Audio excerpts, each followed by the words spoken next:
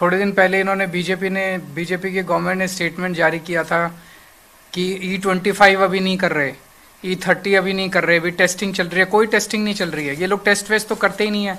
इनको साइंस से, एजुकेशन से कोई लेना देना नहीं है, इनको प्रॉपर रिपोर्ट से कोई लेना देना नहीं है। बेसिकली ये देख रहे हैं माहौल जैसे ही थोड़ा शांत होगा E20 पे, ये E30 भी लाएंगे, E40 भी लाएंगे, E85 भी लाएंगे, सब कुछ लाएंगे, लेकिन ये आपके ऊपर थोप देंगे। तो मैंने पिछली बार ये भी बोला था कि अभी अगर कोई लोग गाड़ी खरीदने की सोच रहे हैं पेट्रोल बेस्ड, डीजल बेस्ड, अभी गाड़ी मत खरीदना, क्योंकि अभी मार्केट में E20 कंप्लाइंट गाड़ी आ रही है, और देखना ये बहुत जल्दी E40 इम्पोज कर देंगे। तो जो E20 गाड़ी है उसमें E40 पेट्रोल नहीं चलेगा। तो अभी गाड़ी थोड़े दिन के लिए मत खरीदो जब तक सरकार अपनी पॉलिसी, फ्यूचर पॉलिसी भी क्लियर नहीं करती है।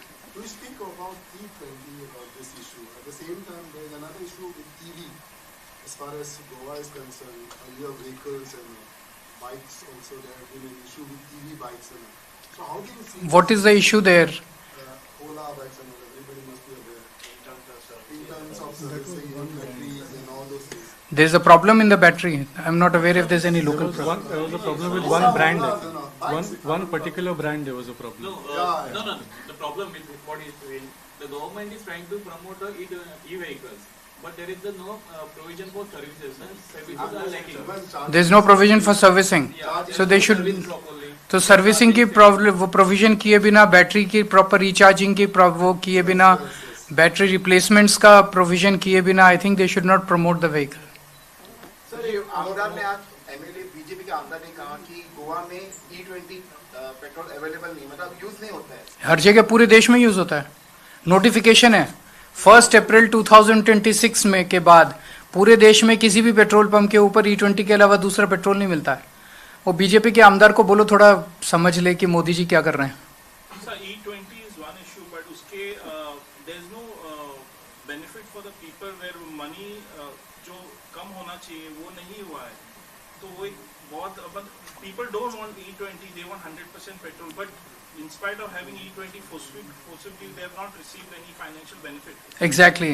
So हम वही तो इशू उठा रहे हैं कि भाई आपने E20 भी कर दिया, लेकिन पेट्रोल के दाम भी कम नहीं किए, पेट्रोल के दाम उतने ही रखे।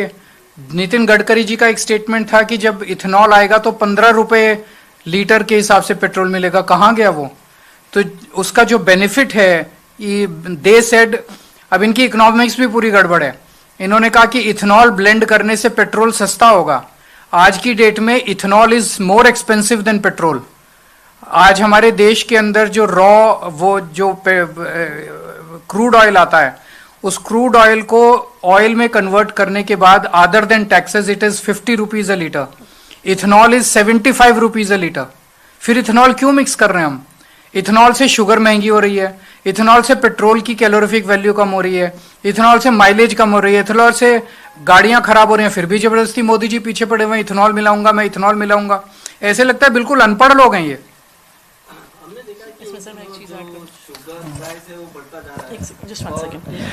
एक चीज इसमें मैं और भी ऐड करूंगी। अभी एक सर्वे हुआ है लोकल सर्कल्स करके एक सर्वे एजेंसी से, उन्होंने 20,000 respondents all across the country से बात करी।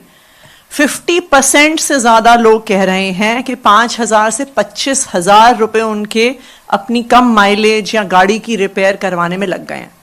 So actually instead of petrol becoming cheaper, this is a hidden cost for actually making cars and petrol more expensive. So let alone that E20 has made petrol and driving a car cheaper for a user, it has actually made it more expensive. वो कुछ पूछ रहा जो sugar cane की बात कर रहे थे कि जो इथेनॉल में यूज हो रहा है, जिसकी वजह से आज चीनी की प्राइस बढ़ती हुई नजर आ रही है। तो गोवा में भी कुछ एक संजीवनी शुगर फैक्ट्री थी जो कि अभी जो शुगर केन है उसके फार्मिंग नहीं हो रही करके बंद पड़ा हुआ है। तो अगर वो शुरू हो जाए तो फिर चीनी की ऐसे बहुत सारे देश में बहुत सारे शुगर फैक्ट्रीज होगी जो बंद पड़ी हुई।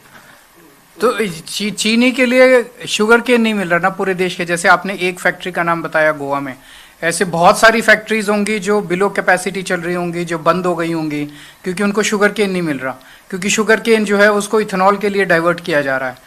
मतलब ये बिल्कुल ही कम्प्लीटली गलत पॉलिसी है जिसको विड्रॉ करना चाहिए, पर वो जिद पे अड़े हुए हैं। तो आने वाले समय में बहुत सारे शुगर फैक्ट्री फैक्ट्री जो है वो बंद पड़ सकती है। शुगर की किल्लत हो सकती है। अब शुगर इंपोर्ट करना चालू कर दिया। Till about 1 or 2 years back India was a net exporter of sugar. Today we have become a net importer of sugar. Sugar और मेज, शुगर केन और मेज, ये दो चीजें इस्तेमाल की जाती हैं इथेनॉल बनाने के लिए। दोनों के India use to be an exporter of maize, India use to be an exporter of sugar. Today we have become an importer of maize and importer of sugar. तो फॉरेन एक्सचेंज कहाँ बची? So what is this Aam Aadmi stand on the casino in Goa?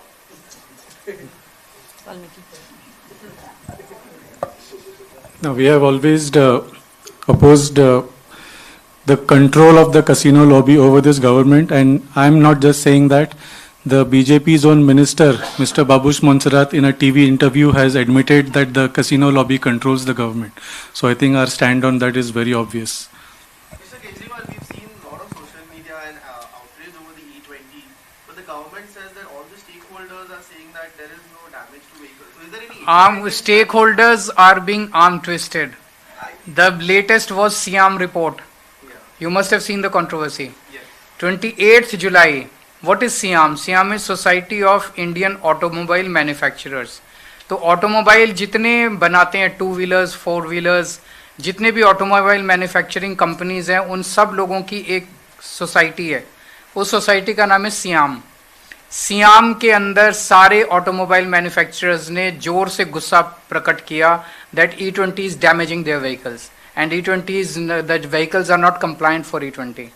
Finally, Siam sent a report on 28th July to the central government saying that give an option to the people at all the petrol pumps and E20 should be replaced. Within a week of sending the report, Siam was forced to withdraw their report. Siam issued a public statement saying कि हमसे वो गलत report जारी हो गई, वो report actually देनी नहीं चाहिए थी। तो आप सारी एजेंसीज को आर्म ट्विस्ट कर रहे हो, सबको ईडी की धमकी दे रहे हो, सबको सीबीआई की धमकी दे रहे हो, सबको डरा रहे हो, सबको इनकम टैक्स, तुम्हारे प्लांट बंद कर देंगे, तुम्हारे E20 के खिलाफ कोई नहीं बोलेगा। जिन 3 कंपनीज ने, इसने फर्स्ट वीक ऑफ जुलाई में सेंट्रल गवर्नमेंट ने 6 कंपनीज को बुलाया और बोला कि आप E20 के पक्ष में स्टेटमेंट दीजिए। इट वॉज अ सरकारी प्रेस कॉन्फ्रेंस। उसमें भी 3 कंपनीज ने स्टेटमेंट देने से मना कर दिया। They said we will not give a statement because we are vehicles are not E20 compliant. Maruti ने स्टेटमेंट दिया दैट E20 इज गुड, और अगले दिन कंज्यूमर कोर्ट का रायपुर में ऑर्डर आ गया कि Maruti will have to replace the car. So सरकार जबरदस्ती कर रही है, आर्म ट्विस्ट कर रही है, धमकियां दे रही है और सब लोगों की आवाज चुप करा रही है। पूरा देश कह रहा है कि E20 नहीं चाहिए, केवल मोदी जी कह रहे हैं कि E20 करूंगा। हमारी स्टडी का क्या फर्क पड़ेगा जब सियाम की स्टडी नहीं मान रहे वो लोग? इतनी सारी स्टडीज हो चुकी, जितनी इंडिपेंडेंट स्टडीज हुई हैं अभी तक, ऑल द स्टडीज। आप दूसरे देशों का लीजिए, Brazil took 50 years to transition to E20। 1931 में ब्राजील में E5 आया था, वहां से E20 1985 में आया था 55 years के बाद। हमारे देश में 3 साल के अंदर मोदी जी ने E20 कर दिया। वो साइंस को तो मानते ही नहीं। Thank you. Price question again, पहले तो ऑयल प्राइसेस पे डिपेंड होता था finding a price for the petrol, but now since E20 coming in, how they are devising this price and how do you think it's fair? Prices are fixed by the government. On paper it is said that now it is market oriented. It is not market oriented because market तो सारी जितनी oil companies हैं उनमें majority stake तो सरकार का है, central government का है। So central government sits on the board of these companies and they decide the price of their products. So कहने को deregulated है, but actually भाई जब भी कोई चुनाव आता है उसके पहले पेट्रोल के प्राइस नहीं बढ़ते। जिस दिन चुनाव के नतीजे आते हैं शाम को पेट्रोल के प्राइस के दाम बढ़ जाते हैं। तो obviously the government is controlling the prices. So why only the Aam Aadmi is fighting for E20? Why no other opposition like Congress and all? This is a very interesting question and सबके अपने अपने interests हैं। सबके नेताओं की फैक्ट्रियां चल रही हैं इथेनॉल की। मैं किसी का नाम नहीं लूंगा, किसी पार्टी का नाम नहीं लूंगा, किसी नेता का नाम नहीं लूंगा। This is a very, why is it that only आम आदमी party is raising this issue and not the other parties? Thank you. Subscribe कर लीजिए हमारा YouTube चैनल द फ्रंट और बेल आइकन दबाकर नोटिफिकेशन जरूर लीजिए।